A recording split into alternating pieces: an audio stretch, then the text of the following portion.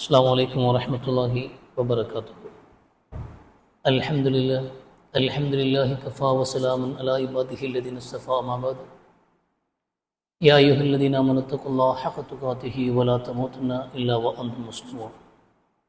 ബഹുമാനരായ സത്യവിശ്വാസികളെ വിശ്വാസിനികളെ, അള്ളാഹുവിൻ്റെ റസൂൽ സല്ലല്ലാഹു അലൈഹി വസല്ലമ ഒരിക്കൽ സഹാബാക്കളോടായി പറയുകയുണ്ടായി, ലോക ചരിത്രത്തിൽ തൊട്ടിലിൽ കിടക്കുന്ന പ്രായമുള്ള കൈക്കുഞ്ഞായിരിക്കുമ്പോൾ സംസാരിച്ചത് 3 വ്യക്തികൾ മാത്രമാണ്. ഒന്ന് മഹാനായ പ്രവാചകൻ ഈസാ നബി അലൈഹിസ്സലാം. രണ്ടാമത്തെയാൾ ബനു ഇസ്രായേലിൽപ്പെട്ട ഒരാളാണ്. യുക്കാലു ലഹു ജുറൈജ് എന്നാണ് അദ്ദേഹത്തിനെ വിളിക്കപ്പെടുക എന്ന് റസൂലുള്ളാഹി സ്വല്ലല്ലാഹു അലൈഹി വസല്ലം. ശേഷം റസൂലുള്ളാഹി സവിസ്തരിച്ചുകൊണ്ട് ഒരു കുഞ്ഞിൻ്റെ ചരിത്രം പറയുന്നുണ്ട്. ഒരു ഉമ്മ തൻ്റെ കുഞ്ഞിനെ മുലയൂട്ടിക്കൊണ്ട് വീടിൻ്റെ ഉമ്മറത്തിരിക്കുമ്പോൾ അതുവഴി വളരെ ഉന്മേഷവാനായ, വളരെ ആകാരവടിവുകളുള്ള, ജനങ്ങൾ ആരും ശ്രദ്ധിക്കാവുന്ന യോഗ്യനായ, പരമയോഗ്യനായ ഒരു മനുഷ്യൻ കുതിരപ്പുറത്ത് സവാരി ചെയ്തു പോകുന്ന കാഴ്ച കാണുകയുണ്ടായി.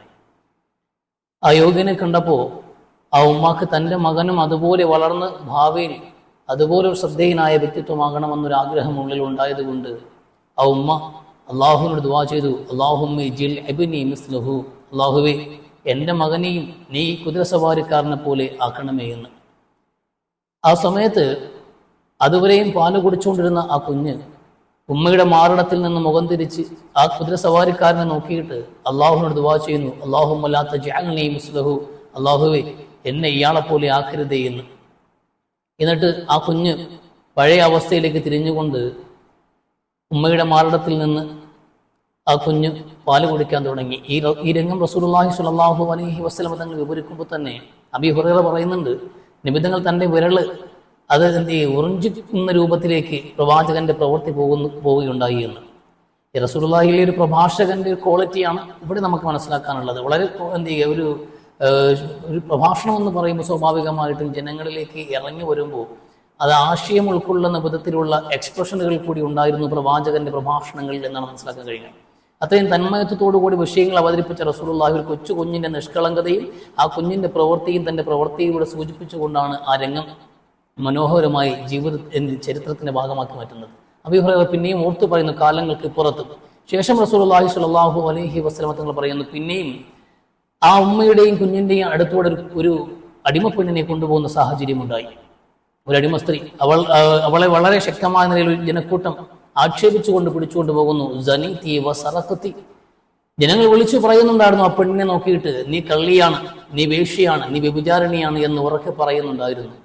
ആ ഒരു നിന്ദിതയും ആ ഒരു നിവൃത്തികേടിലും ആ അടിമപ്പെണ്ണ് പോകുന്ന കാഴ്ച കണ്ടിട്ട് ഉമ്മ അള്ളാഹുവിനോട് പ്രാർത്ഥിച്ചു പോയി, അള്ളാഹു ഒരിക്കലും എൻ്റെ മകൻ ഈ ഗതി വരുത്തരുതേ എന്ന്, ഈ പെണ്ണിനെ പോലെ എന്നെ ആക്കരുതേ എന്ന് ഉമ്മ പ്രാർത്ഥിച്ചു നിർത്തുമ്പോൾ ആ മകൻ പിന്നെയും ആ മാരണം വിട്ടുകൊണ്ട് ആ പെൺകുട്ടിയെ നോക്കി, ആ അടിമ പെണ്ണിനെ നോക്കിയിട്ട് അള്ളാഹുവിനോട് ദുആ ചെയ്തു, അല്ലാഹുമ്മ ഇജ്അൽനി മിസ്ലഹാ, അള്ളാഹുവേ എന്നെ ഇവളെ പോലെ നീ ആക്കണമേ എന്ന്. ആ പ്രാർത്ഥന പൂർത്തിയാക്കുമ്പോൾ ഉമ്മയുടെ മുമ്പിൽ 2 കൗതുകം അവശേഷിക്കുന്നുണ്ട്. ഒന്ന്, തൻ്റെ കൈക്കുഞ്ഞാണ് സംസാരിച്ചിരിക്കുന്നത്. എത്ര സ്പഷ്ടമായിട്ടാണ് തൻ്റെ കുഞ്ഞ് സംസാരിച്ചത്.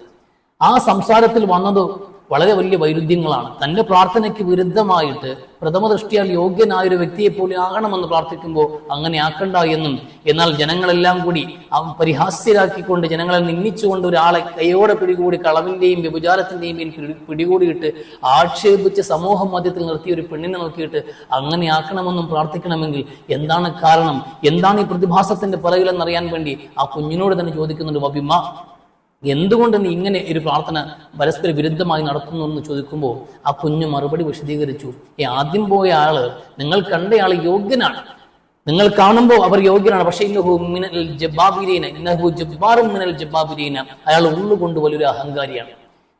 താനെന്നൊരു ഭാവവുമായി നടക്കുന്ന മനുഷ്യനാണ്, ഉൾനാട്യമുള്ള മനുഷ്യനാണ്, അഹന്ത മനസ്സിൽ പേറിയ ജീർണിച്ച ഒരു മാനസിക അവസ്ഥയുള്ള വ്യക്തിയാണ്. എന്നാൽ രണ്ടാമത് നിങ്ങൾ കണ്ട ഒരു സ്ത്രീ ഉണ്ടല്ലോ, കാഴ്ചയിൽ ഭംഗിയില്ലാത്ത വിരൂപിയായ അടിമപ്പെണ്ണ്, പ്രവൃത്തി കൊണ്ട് ജനങ്ങളെല്ലാവരും അവരെ പ്രവൃത്തി കൊണ്ട് ഒരുപാട് ആക്ഷേപഹാസ്യങ്ങൾ ഉന്നയിക്കുന്ന ആ പെൺകുട്ടി ഉണ്ടല്ലോ, അവൾ തീർച്ചയായിട്ടും നിരപരാധിയാണ്, അപരാധം ചെയ്യാത്തവളാണ്, അവൾ മനസ്സുകൊണ്ട് ശുദ്ധയാണ്, നല്ല മനസ്സിന്റെ ഉടമയാണ്, അതുകൊണ്ടാണ് അവളെ പോലെ ആകണമെന്ന് ഞാൻ പ്രാർത്ഥിച്ചത് എന്ന് ആ കുഞ്ഞു പറയുന്നുണ്ട്.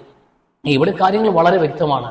ഒരു മനുഷ്യന്റെ യോഗ്യത എന്നുള്ളത്, ഒരു മനുഷ്യന്റെ ക്വാളിറ്റി എന്നുള്ളത് ഒരു കാരണവശാലും അവരുടെ ബാഹ്യഭംഗിയല്ല. നമ്മൾ പലപ്പോഴും അങ്ങനെ കണക്കാക്കുന്നത്.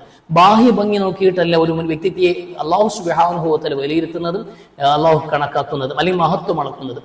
മനുഷ്യർക്ക് എവിടെയോ പിഴച്ചു പോയിട്ടുണ്ട്. അള്ളാഹുവിനെ സംബന്ധിച്ചിടത്തോളം ഇന്നല്ലാഹ ലാ യൻദുറു ഇലാ അജ്സാമിക്കും വലാ ഇലാ സുവരിക്കും വലാകിൻ യൻദുറു ഇലാ ഖുലൂബിക്കും വഅമാലിക്കും. തീർച്ചയായിട്ടും അള്ളാഹു സുബ്ഹാനഹു വ തആല നിങ്ങളുടെ രൂപഭംഗിയിലേക്ക് നോക്കുന്നില്ല, നിങ്ങളുടെ ആകാര വടുവുകളിലേക്ക് നോക്കുന്നില്ല, നിങ്ങളുടെ അലങ്കാരങ്ങളിലേക്ക് നോക്കുന്നില്ല. പക്ഷെ റബ്ബ് നോക്കുന്നതോ നിങ്ങളുടെ ഹൃദയങ്ങളിലേക്കാണ്, നിങ്ങളുടെ മനസ്സിന്റെ ശുദ്ധിയിലേക്കാണ് നോക്കുന്നത്. അതുപോലെ നിങ്ങളുടെ കർമ്മങ്ങളിലേക്കുമാണെന്ന് വിശുദ്ധ ഖുർആൻ. ഇവിടെ ഇത്രയും വ്യക്തമായ കാര്യം അള്ളാഹു നമ്മുടെ മുമ്പിൽ വെച്ചിട്ടുണ്ട്. നമ്മൾ എന്തുകൊണ്ടോ നമ്മുടെ ഉള്ളകങ്ങൾ നന്നാക്കാൻ ശ്രമിക്കാറില്ല. നമ്മൾ എപ്പോഴും ശ്രമിച്ചുകൊണ്ടിരിക്കുന്നത് നമ്മുടെ ബാഹ്യഭംഗിയെ എങ്ങനെ കൂട്ടാമെന്നാണ്, നമ്മുടെ ശരീരത്തിന്റെ ലാവണ്യങ്ങളെ വർദ്ധിപ്പിക്കാൻ വേണ്ടിയിട്ടാണ്. ഇന്നൊരു പക്ഷേ ലോകത്തെ ഏറ്റവും വലിയ മാർക്കറ്റ് എന്ന് പറഞ്ഞാൽ തന്നെ കോസ്മെറ്റിക്സ് ഐറ്റങ്ങളാണ്.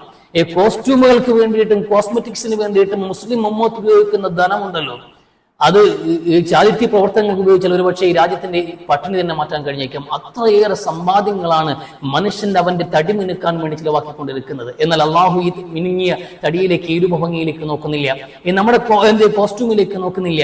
അത് മാത്രമല്ല, നമ്മൾ ഈ ശരീരം മെനക്കെടുത്താൻ വേണ്ടി നമ്മൾ എപ്പോഴും നമ്മുടെ ഈ ശരീരത്തിന്റെ സേവകരായി മാറിയിട്ടുണ്ട്. ഇതിനെ ഊട്ടി ഉറപ്പിക്കാൻ വേണ്ടിയിട്ട്, ഇതിന് അന്നം കണ്ടെത്താൻ വേണ്ടിയിട്ട് അവിടെയാണ് നമ്മൾ പണി മുഴുവൻ നടക്കുന്നത്. നമ്മൾ എപ്പോഴും ജോലി നടത്തിക്കൊണ്ടിരുന്ന ഈ ശരീരം എങ്ങനെയെങ്കിലും വീർപ്പിക്കണം, ഇതെങ്ങനെയെങ്കിലും വിശപ്പകറ്റണം, ഇതിന് നല്ല ബോൾഡ് ബിൽഡിങ്ങിന് വേണ്ടിയിട്ട് നമ്മൾ എന്ത് ചെയ്യുന്നു, ജിമ്മുകളിൽ പോകുന്ന ആൾക്കാരെ കാണാൻ കഴിയും.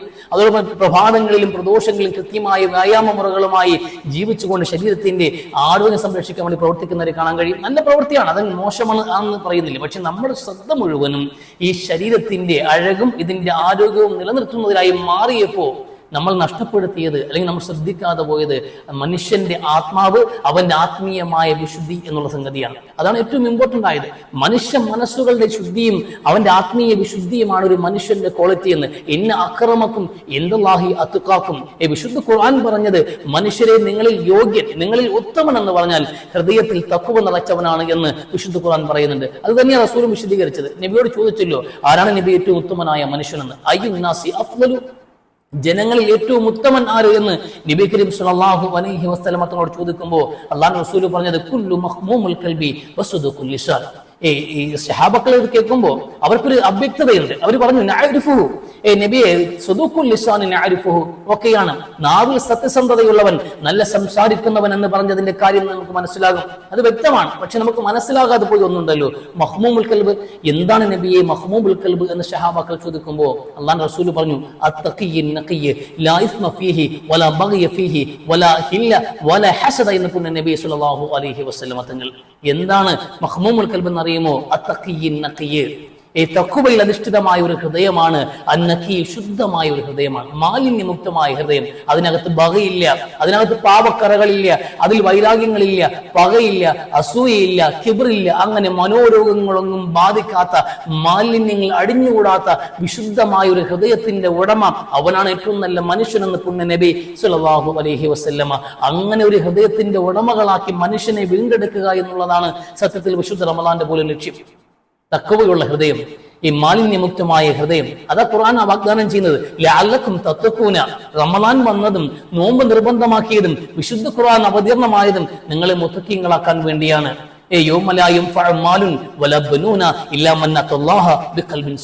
തീർച്ചയായിട്ടും ശുദ്ധമായ ഒരു ഹൃദയവുമായിട്ട് അള്ളാഹുവിന്റെ മുമ്പിൽ വരാതെ ഒരു മനുഷ്യനും രക്ഷപ്പെടാൻ പോകുന്നില്ല. ഒരു ദിവസം വരാനുണ്ട് എന്ന്. അന്ന് സന്താനങ്ങൾ ഉപകാരപ്പെടില്ല, സമ്പത്തും ഉപയോഗപ്പെടില്ല. ഒരു മനുഷ്യന് രക്ഷയ്ക്കെത്തുന്നത് അവന്റെ ശുദ്ധമായ ഹൃദയം മാത്രമാണ് എന്ന് വിശുദ്ധ ഖുർആൻ തന്നെ പഠിപ്പിക്കുമ്പോൾ അത്തരം ഒരു ശുദ്ധമായ ഹൃദയത്തിന്റെ ഉടമകളായി മാറുക എന്നുള്ളതാണ് നമ്മുടെ മുമ്പിലുള്ള ഏറ്റവും വലിയ ഉത്തരവാദിത്വം.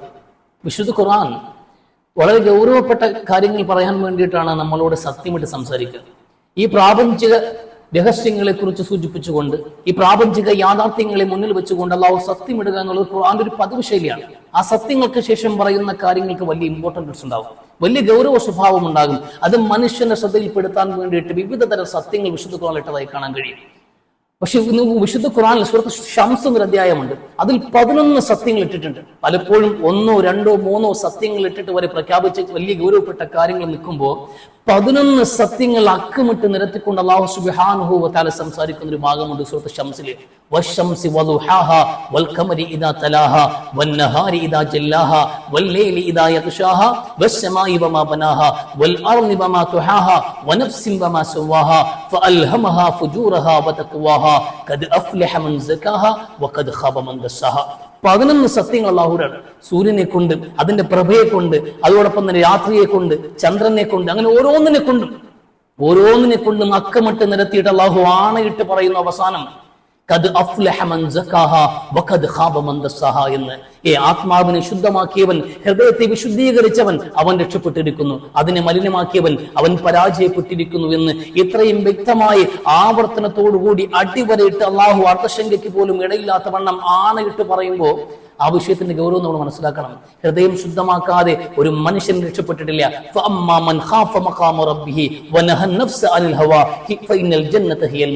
നമ്മുടെ ലക്ഷ്യസ്ഥാനം സ്വർഗമാണ് എങ്കിൽ തീർച്ചയായിട്ടും മനോനിലകളെ ശുദ്ധീകരിക്കേണ്ടതുണ്ട്, ഹൃദയത്തെ ശുദ്ധീകരിക്കേണ്ടതുണ്ട്. ആത്മാവിനെ വിശുദ്ധിയാക്കാതെ ഒരു മനുഷ്യനും സ്വർഗം പ്രാപിക്കില്ല എന്ന് അവർക്ക് വേണ്ടിയിട്ടാണ്, അത് ശുദ്ധമാക്കുകൾക്ക് വേണ്ടിയിട്ടാണ് സ്വർഗം ഒരുക്കപ്പെട്ടത് എന്നും വിശുദ്ധ ഖുർആൻ പറയുന്നുണ്ട്. നമ്മുടെ ബാധ്യത അത് തന്നെയാണ്. പക്ഷെ നമ്മൾ അത് മറന്നു പോകുന്നുണ്ട്. യാ ഖാദിമൽ ജിസ്മി കം തസ്ആ ഒരു കവി പറഞ്ഞ വാചകം വളരെ ശ്രദ്ധേയമാണ്. റമളാൻ മാസത്തിൽ നമുക്ക് വീണ്ടും വിചാരമുണ്ടാക്കുന്ന വാചകങ്ങളാണ്. നിങ്ങൾ എവിടെയാ പണിയെടുക്കുന്നത്? നിങ്ങൾ ശരീരത്തിന് വേണ്ടി പണിയെടുക്കുന്ന ആൾക്കാരാണ്, നിങ്ങൾ ശരീരത്തിന് വേണ്ടി സേവനം ചെയ്തുകൊണ്ടേയിരിക്കുകയാണ്. എന്നേക്കുമായി നശിച്ചു പോകുന്ന ഈ ശരീരത്തിൽ നിന്നാണോ നിങ്ങൾ ലാഭം ആഗ്രഹിക്കുന്നത്? എല്ലാ എനർജികളും, നിങ്ങളുടെ ഊർജവും നിങ്ങളുടെ സമയവും എല്ലാം നിങ്ങൾ എഫർട്ടുകളും ഇട്ടിട്ട് നിങ്ങൾ പ്രവർത്തിച്ചുകൊണ്ടേയിരിക്കണം. എന്തിനാണ്? ഈ ശരീരത്തിന് വേണ്ടി. ഈ ശരീരത്തിന് വേണ്ടിയിട്ടുള്ള നിങ്ങളുടെ ഈ സേവനങ്ങൾക്ക് എന്ത് ആയുസാണുള്ളത്? നശ്വരമായ ഈ ദുനിയാവിൽ നിങ്ങൾക്ക് ഈ ശരീരം അല്ലാഹു സുബ്ഹാനഹു തിരിച്ചെടുക്കുമ്പോൾ കുല്ലു മൻ അലൈഹി വഫാൻ, ഏതൊന്നും നശിക്കുന്നത് പോലെ നിങ്ങളും ഇവിടെ അവസാനിക്കുമ്പോൾ നാമാവശേഷമായി മാറുന്ന ഈ ശരീരത്തിന് വേണ്ടിയിട്ടാണോ നിങ്ങൾ പണിയെടുക്കുന്നത്? അല്ല, അതിൽ കാര്യമില്ല, അത് നഷ്ടമാണ്.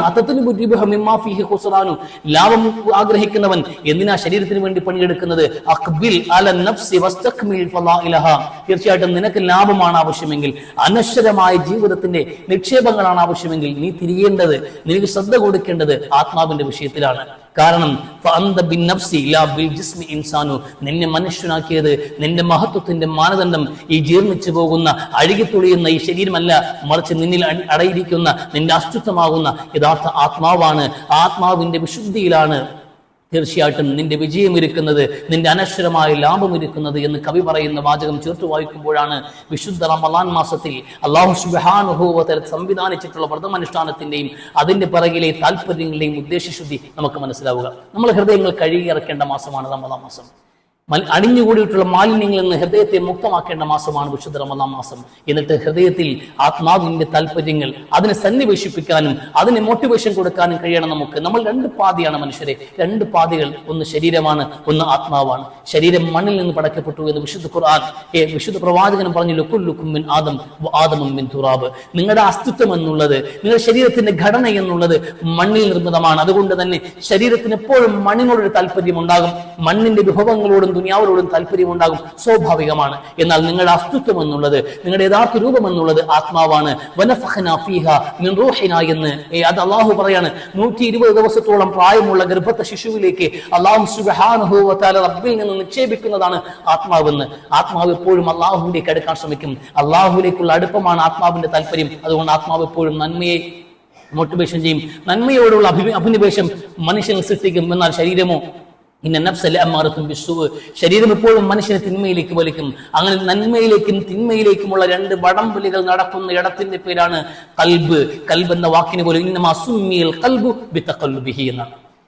ഹൃദയത്തിന് കൽബ് എന്ന് പേര് പറയാൻ കഴിയുന്നതാണ്. 2 വടംവലികൾ, വലിയ സംഘർഷം നടക്കുന്ന സ്ഥലമാണ്. നന്മയുടെയും തിന്മയുടെയും സംഘർഷം. അതിൽ ശരീരത്തെ ജയിച്ചുകൊണ്ട് ആത്മാവിന്റെ താല്പര്യം വിജയിപ്പിച്ച് നന്മയിലേക്ക് ഒരു മനുഷ്യനെ സ്ഥാപിക്കുക എന്നുള്ളതാണ് ഒരു മനുഷ്യന്റെ വിജയം എന്നുള്ളത്.